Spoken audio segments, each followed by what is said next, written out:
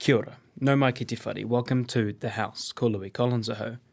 Unless you've been living under a rock, you'll know that 2026 is of course an election year. Although the 54th Parliament has already had 6 valedictory speeches, election years tend to bring a cascade of them, as MPs decide to hang up the boots instead of contesting a seat again. The first of what will likely be many valedictory statements for 2026 was delivered on Wednesday evening by former Speaker Adrian Rurawhe, who leaves Parliament with the honorific Right Honourable, a distinction few MPs can claim outside of Prime Ministers and Speakers. Despite that honorific, it's clear that the former MP for Te Taihuauru was something of a reluctant valedictorian. Last week, when I informed my colleagues that I was going to retire from politics,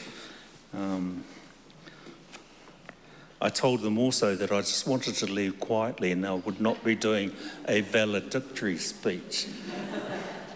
I can tell you, if you want to upset 33 Labour MPs, tell them you're not doing a valedictory speech.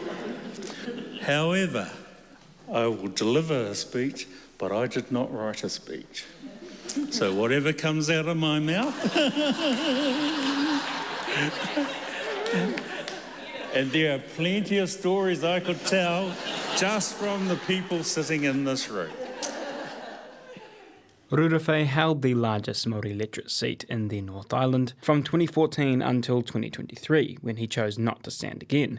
That decision came with the presumption that if he retained the role of Speaker, he would not be able to serve the electorate to the extent he felt he should, particularly given its size and diversity. Taihuauru is the biggest electorate in the North Island. It's as big as Taiwan.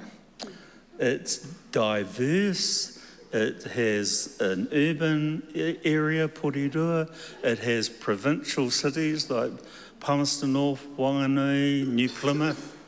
It has rural towns and a lot of farming areas. And within there is also a diverse range of iwi that I got to engage with. See how good I am. I'm going to attempt to name them all, because there's a few. As is probably the case with most MPs who have gone on to presiding roles, Rurawhe never had a stint in the Speaker's chair on his bingo card. Nevertheless, that's where his party felt his composure, amiability and experience could be best utilised. Speaking on Wednesday evening, he reflected on redefining political success beyond cabinet. Some members might remember I started doing question time on Thursdays.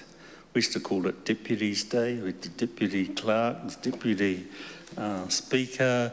We had the Deputy Leader of the Opposition, the Deputy Prime Minister on Thursdays. So, yeah, that's what we used to call it at the back, Deputies Day.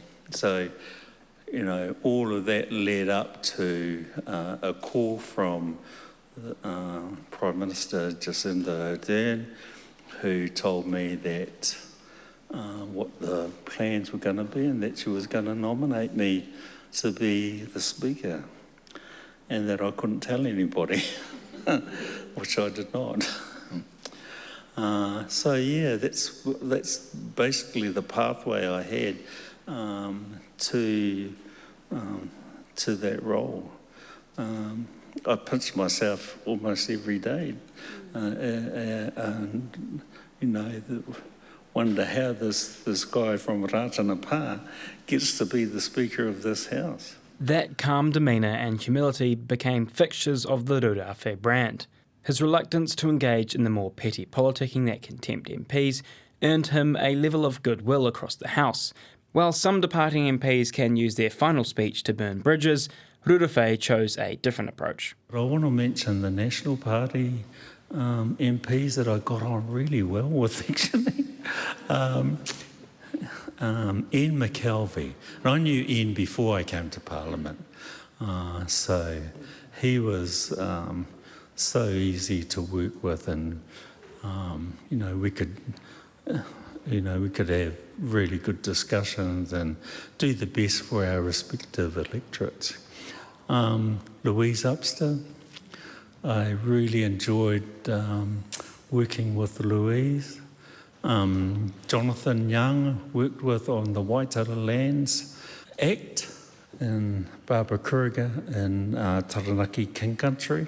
Rurawhe then went on to thank the many people who worked in his parliamentary and electorate offices, along with the parliamentary staff who supported him during his tenure as Speaker. His final day at Parliament will be Waitangi Day, after which Unionist Georgie Danzi will replace him for the remainder of the sitting year. I te whakarongo koe ki te whare. You've been listening to The House, a program made with funding from Parliament's Office of the Clerk. Mātua.